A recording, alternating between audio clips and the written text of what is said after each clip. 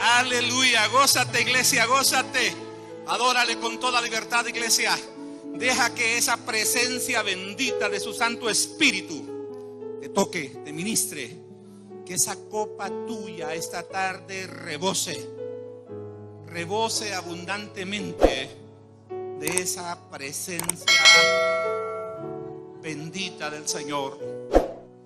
Qué maravilloso momento tenemos, porque Dios es fiel a esa cita que dijo que estaría con nosotros todos los días. Antes que usted llegara, ya el Señor estaba aquí. Le damos la gloria al Señor esta tarde, iglesia. Le damos la gloria al Señor. Qué bendición. De veras, hermanos, me da mucho gusto. Es nuestro primer culto en el que no estamos divididos. Ya se reacomodaron las sillas, siempre tratando de guardar ese distanciamiento. Pero hoy no tenemos hermanos en el Alonso Gutiérrez. Toda la iglesia que iba a asistir este domingo, estamos aquí. Así que me da mucho gusto. Y como les decía en un mensaje hace unas 2 semanas, siempre hemos estado adorando, siempre hemos estado en armonía. Pero el ambiente que se vive cuando estamos juntos es otro.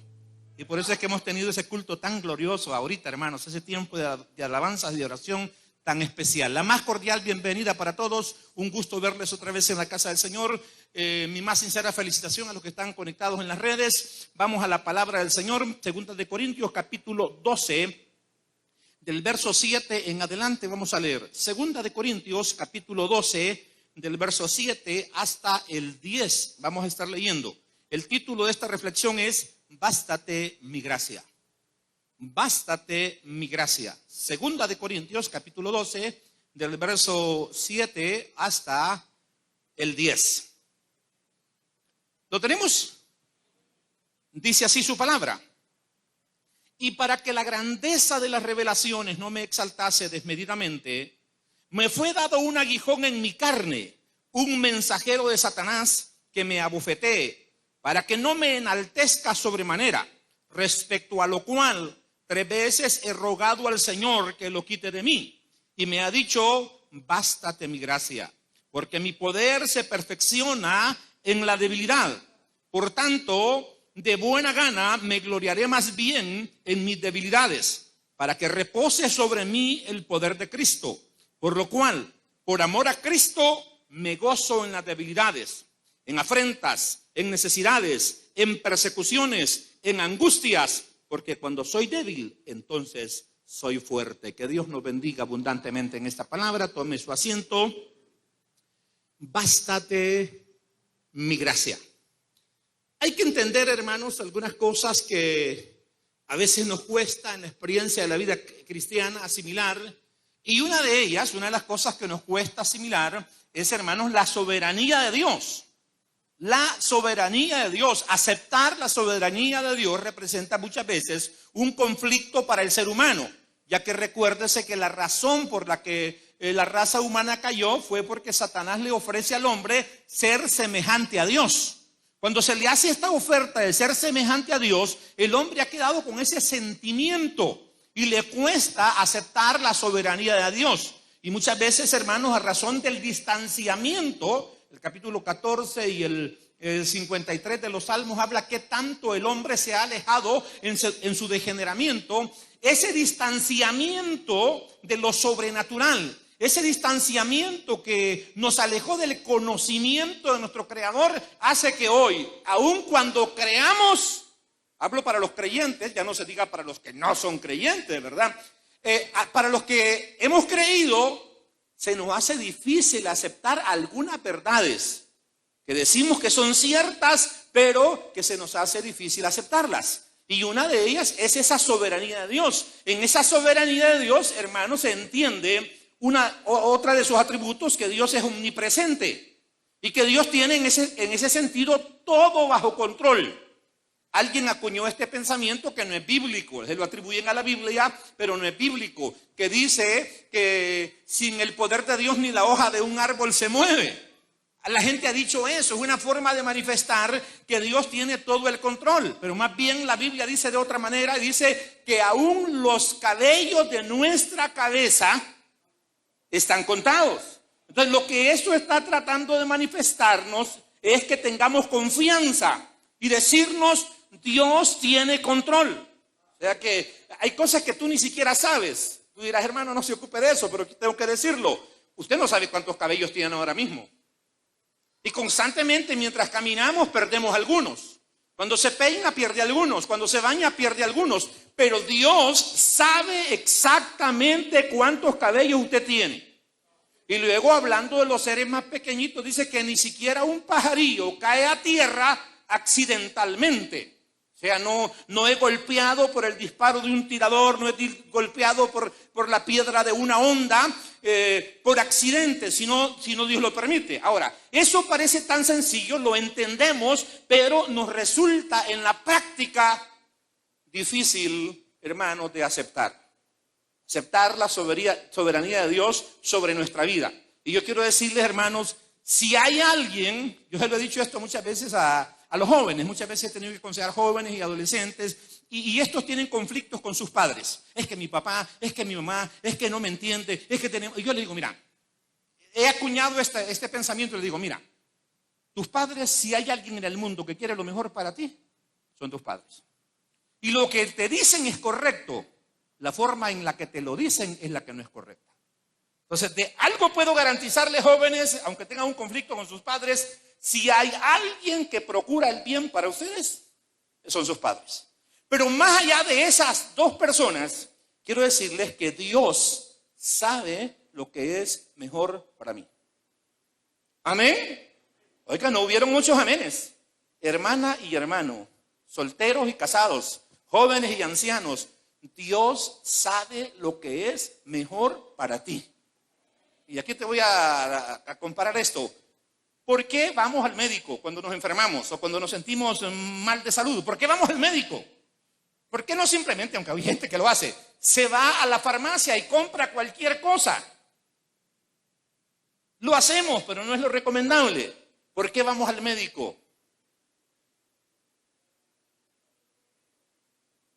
Hay muchas cosas que podríamos decir, pero simplifiquémosla en una, porque Él sabe lo que nuestro cuerpo va a necesitar.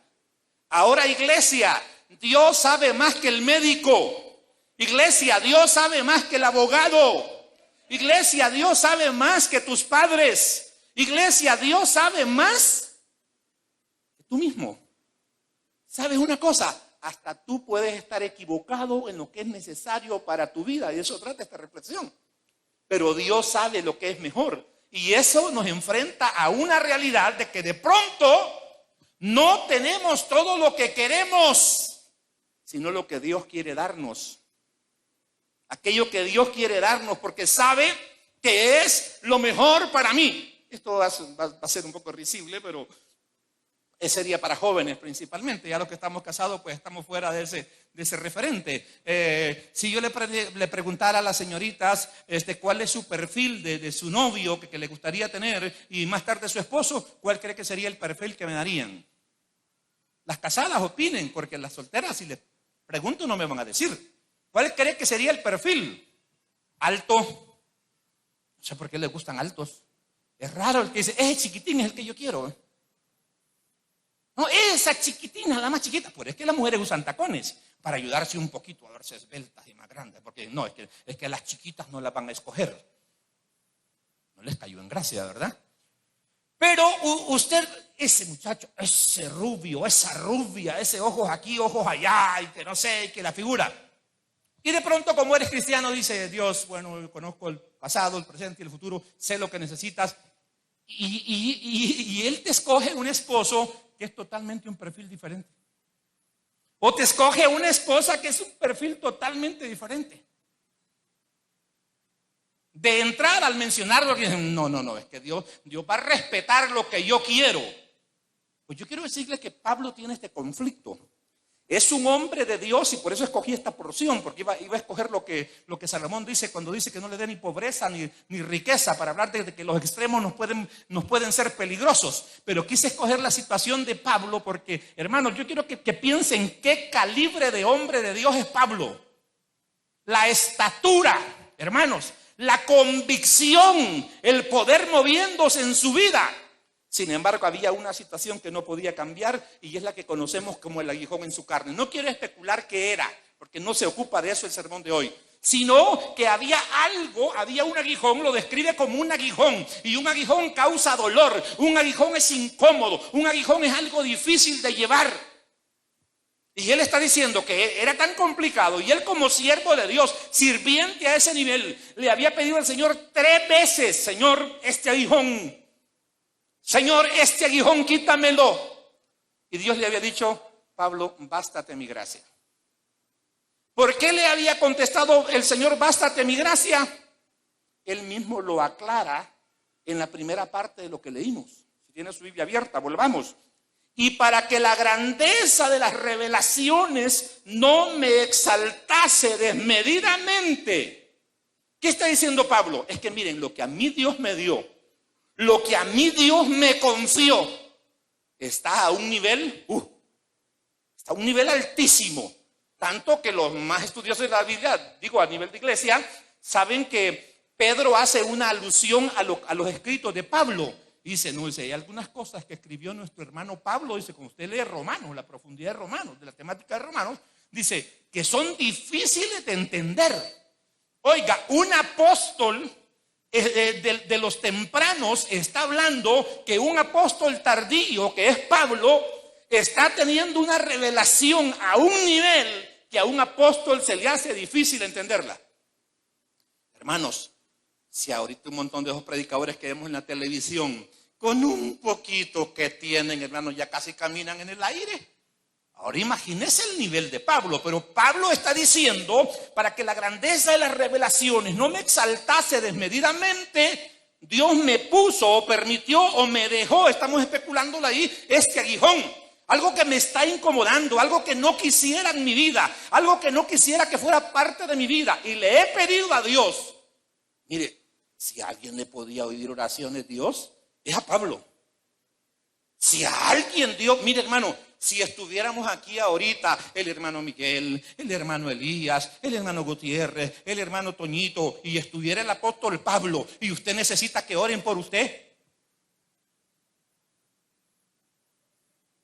¿Y por qué se ríen, hermanos, por favor? ¿Verdad que me aprecian? Muchos de ustedes me aprecian y gracias, hermanos. Yo siento ese aprecio. Pero me dirán, hermano Miguel, usted sale, tenemos confianza, ¿verdad, hermano Miguel? Pero yo quiero que el apóstol Pablo ore por mí. Que ore por mi bendición, que ore por mi problema, que ore por mi liberación, que ore por mi sanidad. ¿Por qué? Porque sabemos el calibre de siervo de Dios que es. Pues este calibre de siervo de Dios tiene en su vida algunas cosas que no puede cambiar, que es ese aguijón en la carne y que Dios se lo puso para establecer cierto control, porque si Pablo no hubiese tenido este aguijón, pudiera haber perdido el control de su vida. Es lo que nos está diciendo él mismo. O sea, él evaluó como hombre lleno del Espíritu Santo, está diciendo, este aguijón me lo dejaron para que la grandeza de las revelaciones no me exaltase desmedidamente. O sea, me llenara de una gloria que no es de Dios. De una gloria personal, que me comenzara a robar la gloria de Dios. Nuestro caso no es ese. Nosotros no estamos a ese calibre. Nosotros quizás no sea ese el conflicto. Pero lo estamos tomando como ilustración, hermanos, que hay cosas en nuestra vida. Que hay circunstancias en nuestra vida que muchas veces Dios las va a dejar. Dios la va a establecer, porque eso es lo que va a garantizar que usted esté dentro de la perfecta voluntad de Dios. ¿Sabe lo que quiero decir? Eso lo va a mantener en el camino. Nosotros repetimos pasajes bíblicos porque los conocemos y dicen cosas bonitas, como el mismo apóstol diciendo, ni lo alto, ni lo bajo, ni lo ancho, ni lo angosto, nada me va a poder apartar del amor de Jesucristo. Eso lo dijo Pablo. Nosotros lo retomamos, pero tenemos nosotros ese calibre. Amén. Tenemos ese calibre. Es cierto para nosotros que ni lo alto, ni lo bajo, ni lo ancho, ni lo angosto pueden apartarnos. Es cierto para nuestra convicción, para el nivel de vida espiritual que tenemos. Entonces, Dios es soberano. Y Él sabe lo que es mejor para ti. Entonces Él tiene cuidado si a ti te tiene que tocar lo ancho o lo angosto, o lo alto o lo bajo. Y usted dirá, ¿y eso qué es, hermano? Bueno, si lo alto es, hermanos, la fama, si lo alto es el dinero, a algunos eso les va a estorbar y les estorba. Y a otros lo bajo, ni lo bajo. Si lo alto es el dinero y la fama, ¿qué sería lo bajo? La pobreza, la miseria, la necesidad, aquellas etapas en nuestra vida, que todo parece que nos sale mal. Mire, ya tiene uno ahorrado $100 y se arruinó algo en la casa y no le alcanzan y otra vez no hay nada. Otra vez hay que depender de lo que ganamos cada día. Otra vez hay que ir a fiar a la tienda y eso es difícil. Es más fácil estar, oiga qué interesante, es más fácil estar en la parte de arriba que en la parte de abajo. Pero tanto esa parte de arriba en esta figura como en la de abajo, nuestra vida espiritual se puede ver afectada y nos puede alejar de Dios. Ahora, aceptar eso es, hermanos, el conflicto que tenemos. Porque siempre estamos queriendo cambiar nuestro entorno. No quiero hacerlo pensar de una manera pesimista, pero que aprenda a respetar la voluntad de Dios. Yo creo que cuando Pablo nos testifica esto, más que un deseo de él, es el capricho del Espíritu Santo, nos está ayudando a entender que ya no oraría sobre el tema, porque Dios le había respondido. Dios le había respondido. ¿Cuál es el problema cuando insistimos sobre ciertas situaciones? Fíjese que Dios te la va a conceder al final. El mejor ejemplo que tenemos es el de, ¿cómo se llama? El de la burra, Balaán. El Señor le dijo, no vayas con esos hombres. Él le dijo, miren, espérenme porque el Señor no quiere que vaya con ustedes. Pero ahí estaba él persistiendo, insistiendo. Hermano, al fin Dios le dice, anda pues, anda. Allá por poco lo mata el ángel y todavía no se regresa, no que está cuestionando y lo deja ir. ¿Sabe que los mismos israelitas cuando invadieron la ciudad mataron a Balaán? Y Balaán se decía de él que era un hombre que su palabra era como la palabra de Dios. ¿Qué lo perdió a Balaán? ¿Qué perdió a Balaán? Hermano, era un hombre poderoso y era un hombre con bienes, pero lo que tenía no era suficiente. No podía aceptar que lo que tenía era suficiente. Y eso es lo que significa, bástate mi gracia. Alguna vez cuando estés orando por cambiar tu condición económica, a lo mejor Dios te dirá, bástate mi gracia. Algunas veces cuando estés intentando enriquecerte, Dios te dirá, bástate mi gracia. Y esto no le va a gustar, pero algunas veces cuando te enfermes y quieras ser sano, Dios te dirá, bástate mi gracia, no te voy a sanar. ¿Verdad que no les está gustando esto? Es que es más bonito el mensaje de, mire, para Dios no hay nada imposible. Y eso es verdad. Pero eso está sujeto a su voluntad y Dios sabe qué es lo mejor para usted. Ahora, a usted se le hace difícil aceptar que eso sea mejor para usted. ¿Qué es mejor para usted? Si su madre hace la comida y le pone unas verduras salcochadas, una dieta muy buena, cero grasa, y a alguien le pusieron 6 pupusas revueltas, hermanos, que brillan. ¿Cuál es lo mejor, verdad? Que les causó risa. ¿Cuál es lo mejor? Oye, una niña dijo las verduras, ahí dijeron, hermano, las pupusas, dijeron, con sentimiento, con emoción, dejando salir lo salvadoreño a flor de piel. Yo no dije cuál sabe mejor, sino qué es mejor para tu cuerpo, qué es mejor para tu salud. Nos cuesta entender eso y por eso es que las dietas son tan difíciles. Nos cuesta entenderlo y pasa lo mismo con la soberanía de Dios. Nos molesta cuando otro recibe, cuando algo otro tiene. Cuando alguien tiene una posición que nosotros no tenemos y no entendemos que algunas veces Dios no nos va a dar esa posición, porque eso nos va a perjudicar. Oiga, de qué manera ora, y esto ha sido muy mal interpretado en muchas ocasiones, el escritor de Proverbios capítulo 30, del 8 al 9. Voy a tomar la mitad para avanzar del 8 y continúo con el 9. No me des pobreza ni riquezas, manténme del pan necesario, no sea que me sacie y te niegue y diga quién es Jehová. O que siendo pobre, hurte y blasfeme el nombre de mi Dios. ¿Sabe qué es lo que está diciendo Salomón? Muchos han interpretado, qué barbaridad, Salomón no tiene el espíritu. Porque Pablo dice que todo lo puede en Cristo que me fortalece. O sea, yo puedo ser rico y yo puedo ser pobre. Ya les dije, hermanos, esas son cosas que están en la Escritura, pero que nosotros, la mayoría, no dominamos todavía. Mucha gente, cuando ha venido a pobreza y a miseria, ha negado el nombre del Señor. Ya no es aquella negación de cuando la persecución su vida está de por medio. Lo ha negado, hermanos, con un trabajo que acepta. Lo ha negado porque hay gente que en el trabajo que consigue, como no le alcanza y es demasiado pobre, está sustrayendo dinero que no le corresponde y se justifica diciendo, es que esta señora es una gran chucha. Ese es el lenguaje salvadoreño. Esta señora es una gran chucha, lo justo es que me pagara $10 diarios y solo me da 7, así que usted agarra los otros 3. La pregunta es, Dios juzga así, es cierto, esa señora es bien chucha, no está robándole, $3 son tuyos. O Dios dice que le estás robando los $3. ¿Entiende ahora el conflicto? Entonces Salomón lo que está diciendo es, Señor, no me des nada. Esa es su oración en realidad. No me des nada que no pueda manejar, porque ese era el otro título que tenía yo elegido para esta predicación. Solo lo que puedes manejar. Y eso es lo que Salomón está diciendo. No me des nada que no pueda manejar. Entonces tú dirás, bueno, la pobreza, eso no quiere decir que te vaya a faltar el pan, pero muchas veces vas a ir del día a día. En buen salvadoreño, coyol quebrado, coyol comido. Yo les he dicho muchas veces, esa es una gran bendición. Porque hay coyolito para todos los días. Hay la comida para todos los días, es una bendición. Tener el pan de cada día es una bendición. ¿Qué es lo que pedimos en la oración básica del Padre Nuestro? Señor, la casa, Señor, el carro. Jesús nos dijo que oráramos así. Y el pan nuestro de cada día, que no nos falte hoy. Oiga, eso es aceptarla, es una oración de aceptar la voluntad de Dios. No quiere decir que Dios no te puede dar más. No quiere decir que Dios no puede prosperarte. Es una manera de aceptar la voluntad de Dios en nuestra vida. Entonces Salomón está diciendo, Señor, no dejes que caiga en pobreza.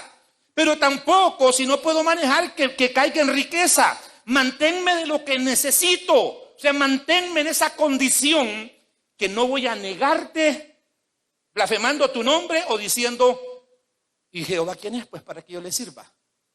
Ahora, aquí hay algo interesante porque la petición de Salomón en relación a la pobreza debe de entenderse como la petición a Dios sobre sabiduría. Porque mucha gente, hermanos, no está en pobreza extrema. Viene a pobreza extrema como consecuencia de sus errores, como consecuencia de vicios, como consecuencia de malas inversiones que le aconsejaron no hacer, como consecuencia de administrar mal sus bienes. Entonces Salomón lo que está diciendo, Señor, dame sabiduría para que aquello que me des no lo pierda, porque ya siendo pobre, mire hermano, la pobreza forza a la gente a trabajar de lo que sea. De lo que sea. Y yo estaba pensando que en otro sermón, pero yo creo que aquí lo voy a mencionar. Lo voy a mencionar y quisiera pedirle que estén muy atentos a lo que voy a decir ahorita. En el mundo, porque creo que la iglesia ya no lo hace. Es bien popular porque yo lo veo aún en las redes sociales. El hijo de P. ¿Me entendieron, verdad? El hijo de P. Pero la pregunta es, ¿por qué eso tiene que ser despectivo? O sea, ¿pueden escoger los hijos de la madre que nacen? ¿Quién conoce la circunstancia de estas mujeres? Que yo no sé quién le puso que eso es la vida alegre. Eso es la vida más triste que creo yo que pueda existir. Entonces, a mí me parecería que ese término discriminativo, ofensivo, debiera desaparecer, porque cuando se le dicen a otra persona es como estar diciendo, como este es un hijo de una persona de la mala vida, es una miseria, no sirve para nada. Hermanos, saben que muchas personas inician en la prostitución porque ya no tienen opciones, no tienen familiares, buscaron trabajo y no le dieron. Es más, oiga lo que voy a decir, hay gente que inicia a robar porque nadie le dio trabajo. Les he contado esto, pero a lo mejor no lo recuerden. Cuando yo era un niño y existía la Guardia Nacional, y los jóvenes busquen en la Wikipedia, ¿verdad? Que era la Guardia Nacional. De pronto llevaban a un muchacho amarrado. Entonces estos agentes de seguridad lo amarraban con un cáñamo, le amarraban los 2 dedos estos y esos deditos iban moraditos o rojos y el caso es como que se le iban a caer de lo apretado porque la sangre no circulaba. Y a veces llevaban a un muchacho de 16 años, de 17 años Y yo era un niño y lo veía pasar. ¿Y sabe qué decía la gente? Para que vea en qué aprietos, pone la pobreza a las personas. Por eso Salomón dice, no me dejes caer en esa condición, porque esa condición me va a poner en una apretura y puedo cometer errores. Venía la gente y decía, miren qué jovencito, póngame atención. Mire qué jovencito, no le da pena. Y tan parecido el muchacho. A lo mejor ustedes han vivido experiencias de cuando llevan a alguien detenido. Y mire, qué barbaridad. Mejor pidiera en vez de robar. Pero como yo era un joven, después veía que a los 3 o los 4 días pasaba un muchacho que quizás era del campo, joven pidiendo. Entonces la gente decía, qué sinvergüenza, qué jovencito, como que no puede trabajar, tiene las manos buenas. Pues sí, pero dice eso la gente, pero no le ofrece un trabajo. Y somos dados a dar limosna a los pocos que lo intentamos hacer. Somos movidos por la enfermedad de la gente. Si vemos a una persona discapacitada, si vemos a una persona con limitaciones, somos tocados a darle algo por su necesidad. Si vemos a una persona demasiado anciana, medio pandito, somos tocados a darle algo. Pero ¿quién quiere darle dinero a un joven de 16 o 17 años en la calle? ¿Te has topado con ellos? Algunos de ellos, hermanos, es extremo. Es extrema la situación y eso los mueve. Y comienza, no, yo voy a ver qué consigo. Lleva 1 día, 2 días sin comer. De eso está hablando Salomón, que la pobreza te puede llevar a cometer actos ilícitos y te puede llevar a cometer errores, te puede llegar a aceptar, hacer trabajos y empleos que te van a sacar de la voluntad de Dios. Pero usted no necesita venir a pobreza si es sabio. Dios va a cuidar de usted, Dios va a cuidar de sus finanzas, en la posición que Él le haya dado, en el talento que le ha confiado, en los 2 talentos, en los 5 talentos que le haya confiado. Lo que Él está diciendo es, ayúdame a ser sabio para no perder lo que me ha dado. Y luego ayúdame a no buscar más de lo que tú me vas a confiar, lo que necesito, porque en la búsqueda de esto, uno se olvida de Dios. No es que usted no se acuerde de Él. Se olvida de que hoy hay culto. Se olvida de que hoy no ha leído la Biblia todo el día. Se olvida que hoy, como me decía mi mamá, porque fue una mentora espiritual, mi madre, cuando yo oraba, y como uno bien joven y que ya viejo le cuesta orar, mire, son escasitos los jóvenes de oración. Eso cuesta, es como buscar una aguja en un pajar. Por eso es que por la misericordia de Dios yo le pegué a la lotería con mi esposa. Nos casamos de 17 para 18 años. Y así como lo oyen, desde esa edad Yolanda ya era una mujer de oración. Hallar una muchacha de 17 para 18 años, hermano, de oración. No, hermano, eso es más valioso que las piedras preciosas. Entonces yo soltero y ya me levantaba y que mi mamá, hermano, se hincaba ahí. Y como dice el término, hincar es como clavar, como que le habían clavado las rodillas y no se movía. Y yo me levantaba y ya, ay, Miguel, me decía cuando se levantaba ella. Como yo me ganaba la vida, pues me respetaba, pero ay, Miguel, esas oraciones de tirador no sirven, me decía. Y a veces no me decía de tirador, sino que, ay, Miguel, esas oraciones de sacristán no sirven. Y yo de oírla le pregunté una vez, ¿cómo es eso de tirador? Le digo yo, y digo, sacristán, que no te has fijado que los tiradores para tirarme solo una rodilla ponen para apuntarme. Y ya se levantan. Así hace vos, me dijo, no alcanzás a poner la otra rodilla cuando ya venís de regreso. Y no te has fijado, me dijo, cuando íbamos a la iglesia católica antes, me dijo, que el sacristán para atravesarse le hace así también. Y pasa. Esa es la oración de sacristán, me dijo. Ah, pues usted por el afán, oración de sacristán hace veces el lunes. Oración de tirador hace el martes. Y le ha metido tanto a la vida en el día. Fue un día tan pesado que en vez de llegar a darle gracias a Dios en alabanza, en adoración, en un devocional de familia, dormido se queda. Otra vez otra oración de tirador. Y eso nos pone en peligro. Estamos negando al Señor. Estamos negando la eficacia de su poder para tener cuidado de nosotros. Estamos negando la eficacia del Señor para poder prosperarnos, hermanos, y bendecirnos.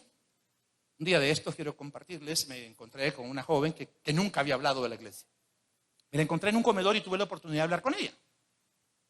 Es una hija de la hermana Nena Cañínguez. Pues yo siempre la he visto bien seria, pero ahí comenzamos a platicar y qué ameno fue. Ahí estaba mi esposa. Y me encantó porque es un ejemplo más. Ya les he contado de la hermana Emelina, ¿verdad? Con sus horarios. Pues me doy cuenta que la hermana Nena, con su negocio en el mercado también, a las 12 cierra. ¿Me escucharon? A las 12 cierra. Yo no digo que cierres a las 12, pero hay gente, hermano, que así está. A las 12 cierra. Y yo me anoto con ellos. Antes de ser pastor yo tenía un autobús viejo por ahí que estaba pagando, después 2. Y mire, tenía un trabajador que solo facturas me traía. Solo facturas me traía. Entonces dije, no, yo voy a ir a trabajar. Y como yo siempre me ha gustado esto de congregar, hermano, no crean que es por ser pastor. Siempre me ha gustado. Entonces me iba temprano, a las 6 ya estaba ahí en la gasolinera, sacaba el autobús y iba a trabajar. A las 12 lo estaba parqueando y ya venía para mi casa a comer, a pegarle una montonadita a la señora, a esperar que estuviera el culto temprano. ¿Me ha faltado algo? No. ¿Me he hecho rico? No. Pero si Dios me hubiera querido hacer rico, me hubiera hecho. Y así he vivido yo, hermanos. Así he vivido. Claro, por la obra, dígame, yo aquí anochecido a veces, por la obra, no, dele, hermano, para la obra no hay horario. ¿No dice la Biblia que para los dones del Espíritu dice que no hay regla, pues no hay medida? Si yo tengo un don, 2 dones, no, si los quiere todos, agárrelos todos. No quiere orar más, ore más. Quiere leer la Biblia, léala otra vez. Pero el afán, hermano, de la riqueza nos lleva a esa condición de peligro. Usted no quiere aceptar. No dice yo, toda mi vida mi mamá alquiló, yo no voy a alquilar. Está bien, pero que eso no mate tu fe. Es lo que está diciendo Pablo. Hay cosas que no voy a poder cambiarlas y es lo que está orando Salomón. No me des pobreza, vaya a ser que te niegue. No me des riqueza, vaya a ser que diga quién es Dios. Es posible aceptar, hermanos, esa condición. Es posible aceptar la voluntad de Dios sobre nuestra vida. A veces puede ser difícil. Usted dirá, entonces Dios es el que me tiene así. Sí, muchas veces sí. Me impresiona en el libro de Job, capítulo 1, del verso 20 al 22. Ya Job había perdido todos los bienes. Y la última mala noticia, es una cadena de malas noticias. Le llegan a decir que hasta sus hijos han perecido. Y viene Job y dice, oiga bien. Entonces Job se levantó y rasgó su manto y rasuró su cabeza y se postró en tierra y adoró. El hecho que diga que rasgó su manto y rasuró su cabeza significa luto, significa pesar, significa que había un dolor profundo en su corazón. Pero al lado de eso dice que se postró en tierra y adoró, verso 21. Y dijo, desnudo salí del vientre de mi madre y desnudo volveré. O sea, no me he aferrado a nada de lo que tenía. Y desnudo volveré allá, perdón. Jehová dio y Jehová quitó. Sea el nombre de Jehová bendito. Verso 22, y le sugiero que lo lea en otras versiones. En todo esto no pecó Job, ni atribuyó a Dios despropósito alguno. ¿Sabe qué es lo que significa? No se quejó Dios. ¿Por qué? No se quejó, no le echó la culpa a Dios. Porque, hermanos, si Dios es más poderoso que Satanás, entonces todo lo que pasa, ¿quién lo permite? O sea, no es asunto que dice, van a creer que en lo que Dios dio la vuelta allá, como hacen los hipotes, porque usted que da la vuelta y los hipotes hacen una trastada. A usted se la hacen, pero con Dios no se puede eso. Miren, lo que Dios fue a ver allá por Asia, ay Dios, aquí en América hizo estragos el diablo. No, hermanos, si Dios está en todas partes y Satanás no puede hacer nada, si Dios no se lo permite, a nosotros es que nos cuesta aceptar. A nosotros es que nos cuesta aceptar. Ahora, quisiera, hermanos, porque ya el tiempo se me está yendo, hablar sobre este extremo de la pobreza. Porque también la pobreza o ciertas situaciones muy adversas de nuestra vida pueden ser el efecto de una prueba y no necesariamente de un error. Entonces, si es efecto de una prueba, entonces, hermanos, usted debe de orar y pedirle a Dios la fuerza para superarlo, porque eso va a pasar. Y ahí, hermanos, respetando la soberanía de Dios, entendiendo que Dios está en su vida. ¿Estás seguro que Dios está contigo? ¿Estás seguro que Dios está contigo?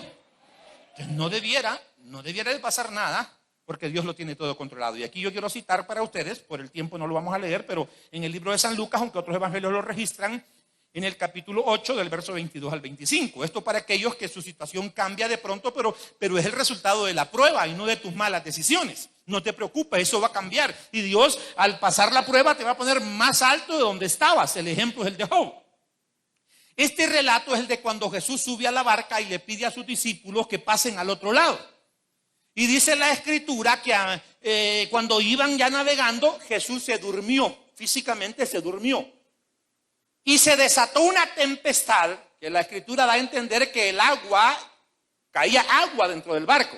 Había que sacar esa agua para que no se hundiera. La dificultad era tal que se volvieron al Señor. En uno de los evangelios dice: Señor, no tienes cuidado de nosotros. Le están reclamando, no tienes cuidado de nosotros. Eso es no aceptar la situación en torno, hermanos, nuestro, alrededor nuestro. No tienes cuidado de nosotros. En este evangelio, los discípulos dijeron: Maestro, maestro, que perecemos. Y lo despiertan. El Señor se levanta, bosteza primero, porque tenemos esa sensación natural, ¿verdad? Reprende a los vientos y la mar, y ellos se quedan con la boca abierta.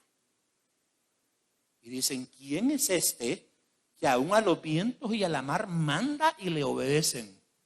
¿Y saben qué les dijo Jesús? ¿Dónde está vuestra fe? Les dijo.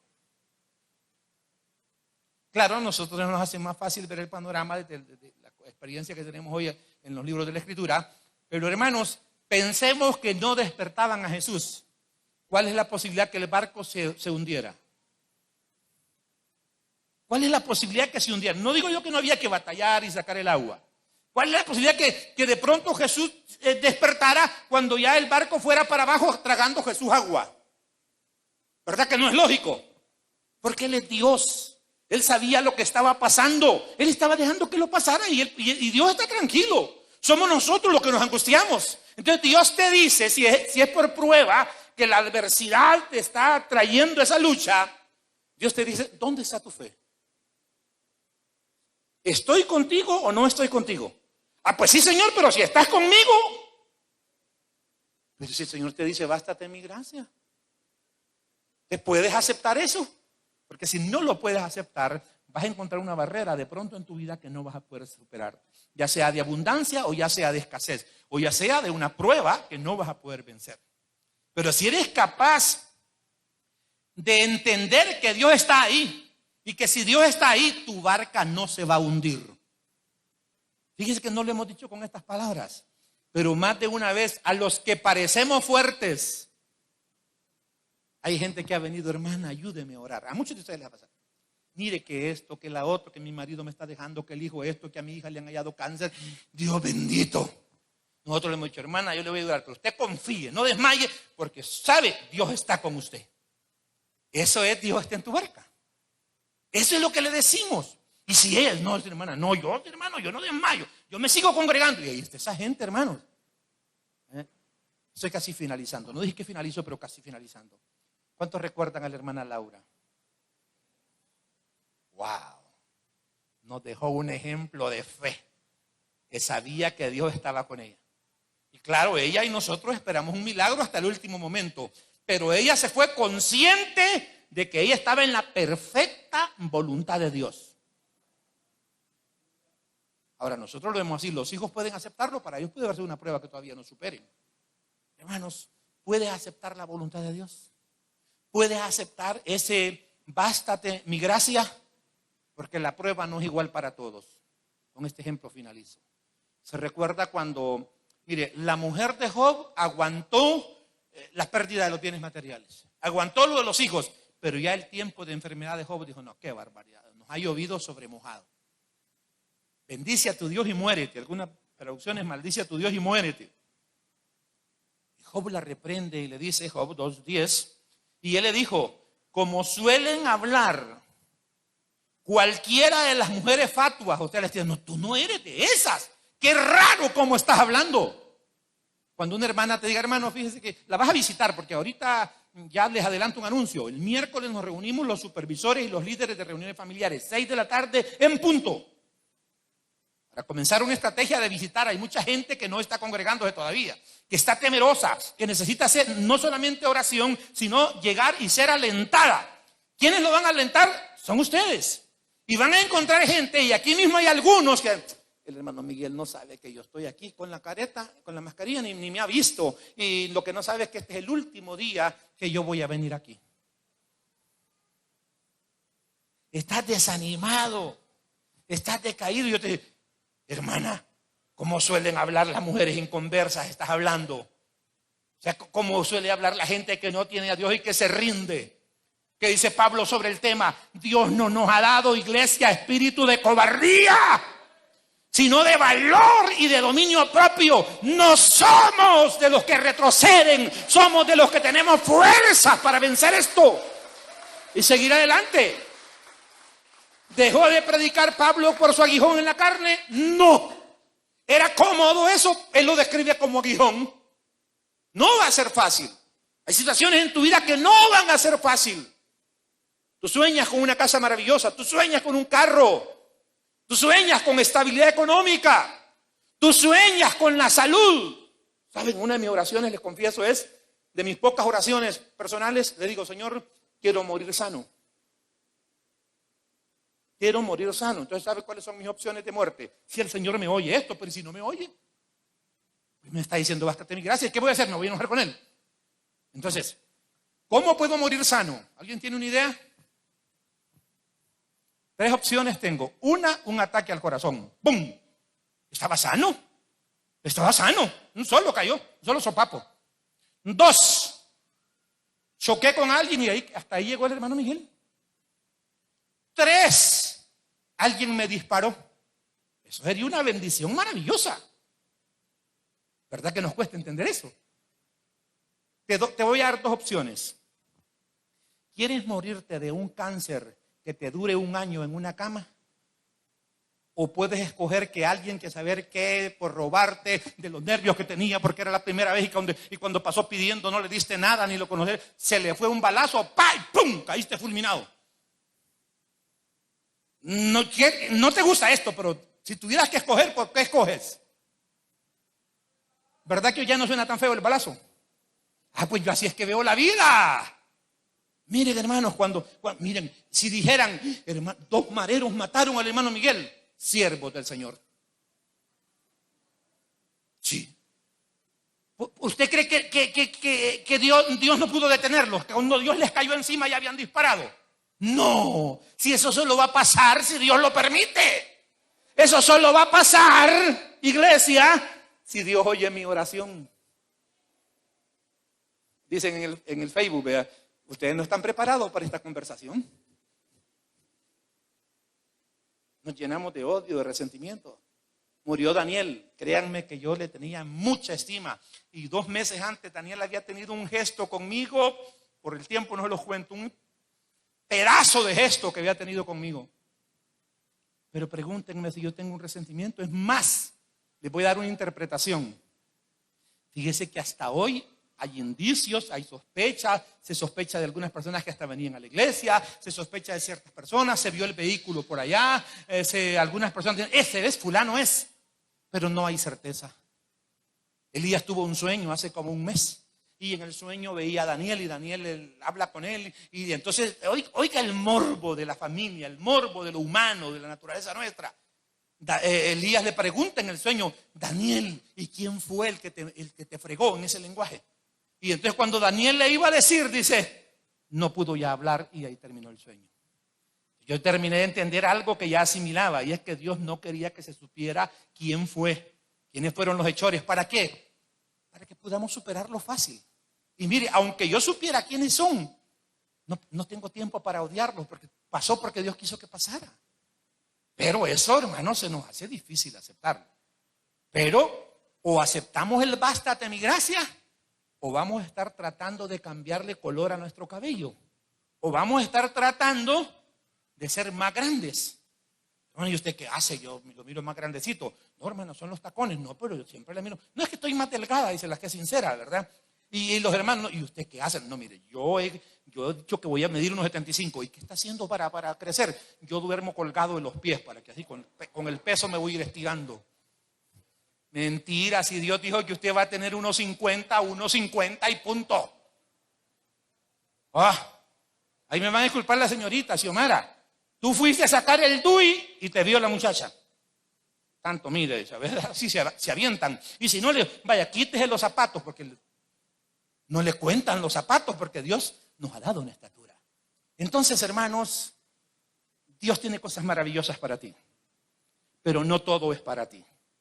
Amén, iglesia. Pídele a Dios sabiduría para no perder un estatus que Dios te da, porque el estatus de Dios es bueno siempre. El estatus de Dios es de bendición. El estatus de Dios es de abundancia. Pero no quieras ir más allá. No le insistas a Dios sobre algo que Dios no quiere darte, porque si no podrías terminar como Balaam. Es aquí donde el apóstol, para que finalicemos con el apóstol, qué maravilloso cuando el hermano dice: ¿y si vivimos o si morimos? ¿Sabe qué es esto? Es la plena aceptación de la voluntad de Dios sobre nuestra vida. Es la plena aceptación de la voluntad de Dios, de la soberanía de Dios. Finalizamos con lo de Job. Como suelen hablar, cualquiera de las mujeres fatuas ha hablado. ¿Qué? ¿Recibiremos de Dios el bien? Hay iglesias que solo hablan de la prosperidad. Aquí en Cojute hay una iglesia que no es muy grande. Si usted se enferma, es porque usted todavía no tiene a Cristo o anda mal. Entonces Eliseo se murió mal. Bueno, ¿recibiremos de Dios el bien? ¿Cuántos quieren bendición? Amén. Pero ¿cuántos van a recibir la adversidad también, la prueba? Para honrar a Dios. Esa parte no me gusta, hermano. Esa parte no me gusta, ¿verdad? Es como cuando el médico dice: mire, no se preocupe, ya va a estar bien.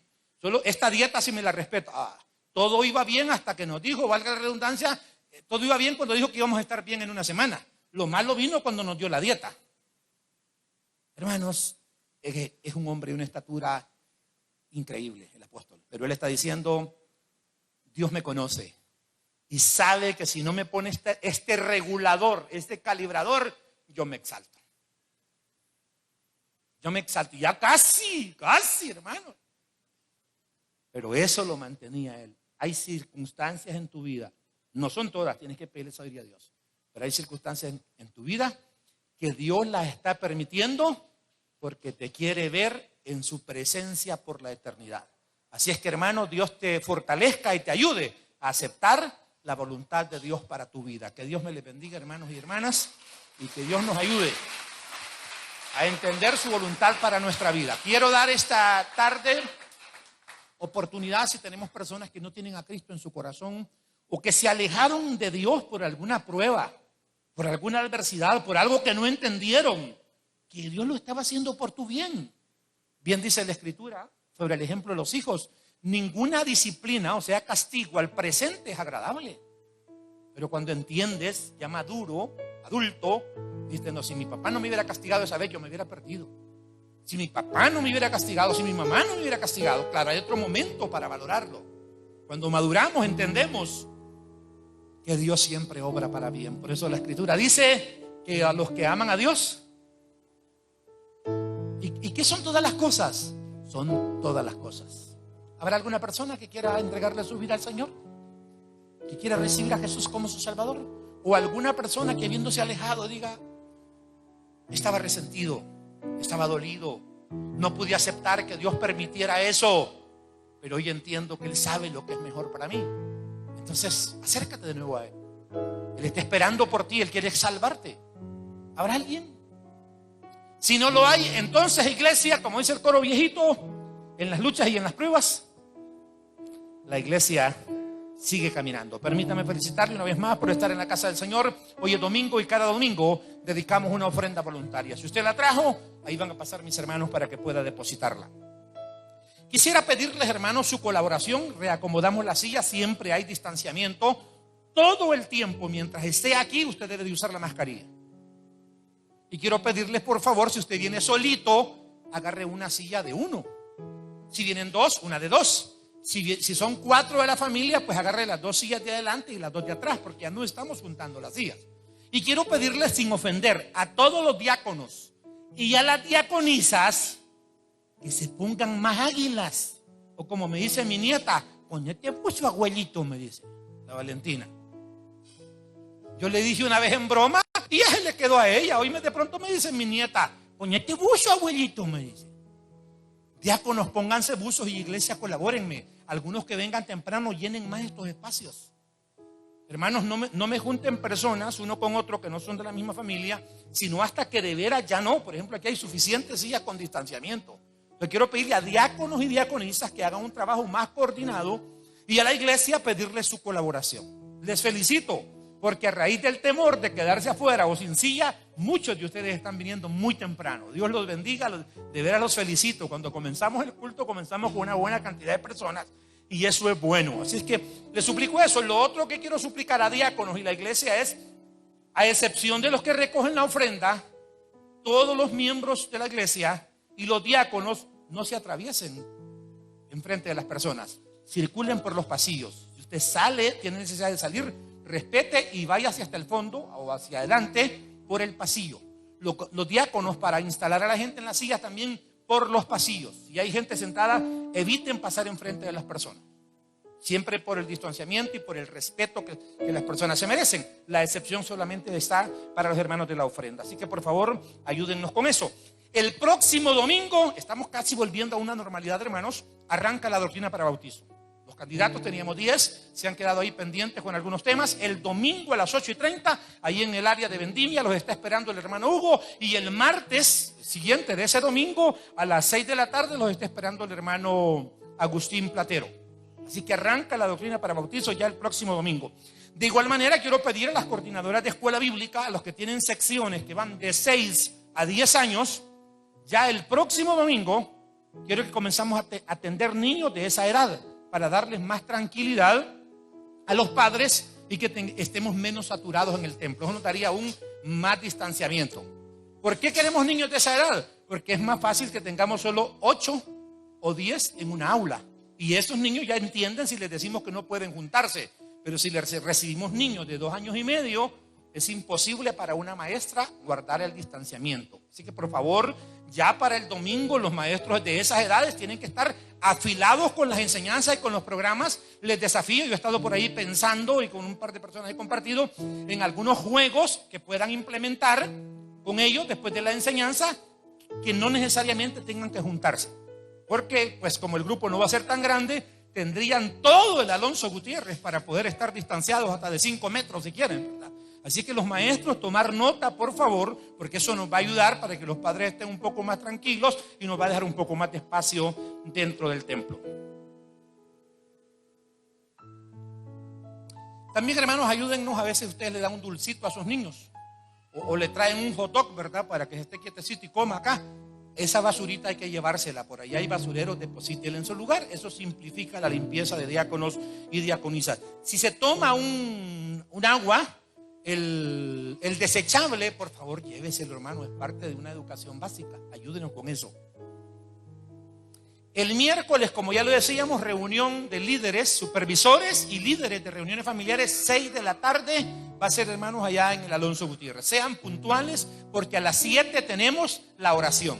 Siempre sigo insistiendo en la iglesia, hermanos, es lamentable que muy pocos ustedes se conectan y solo cuando necesitan oración sí se van a conectar. No, siempre conectémonos porque la oración es importante para la vida de los cristianos. De ahí tenemos un programa de semana normal. Mañana el sacerdote de mi casa, el martes ayuno aquí en el templo, culto de las 6 de la tarde. El miércoles, como ya decíamos, la oración y la reunión de líderes. El jueves culto general, otra vez todo acá. El viernes no tenemos actividad, volvemos al día de la familia. Lleve a su esposa al pollo campero, a la pizza, a la pupusería, a la venta de pasteles. Saque a su esposa, saque a sus hijos guardando el distanciamiento. El viernes volvemos al día de la familia por ahorita. Y el sábado tenemos nuevamente el sacerdote de mi casa mientras no tengamos reuniones familiares. Luego el domingo, ese programa tan bonito de los maestros de escuela bíblica, aprovéchelo con sus hijos. Me dio mucho gusto ver una madre que hoy publicó que sus niños los tenían una piscinita. Así dijo: le di permiso de entrar a la piscina, esas inflables, después de que contestaron las preguntas de la transmisión. Oiga, qué bonito. Eso es importante. Así que, hermanos, aprovechen esas transmisiones. Hemos hecho como iglesia, ustedes son esa iglesia, gastos para poder tener todo el equipo para llevar esas transmisiones. Ahora pues como ya estamos presencial parecen menos importantes, pero los días que usted no viene a la casa del Señor, aprovéchelas para bendición de su vida. Hay vendimia el próximo domingo, es un plato mixto, ya lo consumieron ustedes en cierta ocasión, vale $4.50, puede recogerlo desde las 11 de la mañana. Si quiere hacer algún arreglo de que se lo lleven, pues póngase de acuerdo con el hermano Leonardo, con la hermana Mayra y con el hermano Elías. Hermanos, no lo dejen para el último día, porque los hermanos están trabajando en hacer más o menos los platos que se colocan. Solo a veces hacen 10 platos más. De pronto usted se queda para el último día y cuando ya va a preguntar, pues, ¿cómo nos duele el corazón? ¿Cómo nos duele el corazón? Decirle, hermano, fíjate que ya no hay. ¿Se acuerdan cuando hacíamos aquellas grandes vendimias? Pues yo estaba a veces recibiendo el dinero, cobrando, ¿verdad? Y llegaba mi suegra, después de estar anunciando un mes, y me decía, hay todavía un plato con un billete a 5. Yo, por fuera, hermanos, les confieso que decía, no, hermana, ya no hay, pero por dentro decía, hermana, anunciamos un mes y era mi suegra. Un mes y usted no pudo reservar su plato. Está bueno que ya no haya. Ese es el aguijón en mi carne, esa es mi debilidad, es mi lucha. Así que, hermanos, no lo dejen para última hora, las cosas hay que hacerlas ordenadamente. Póngase en pie.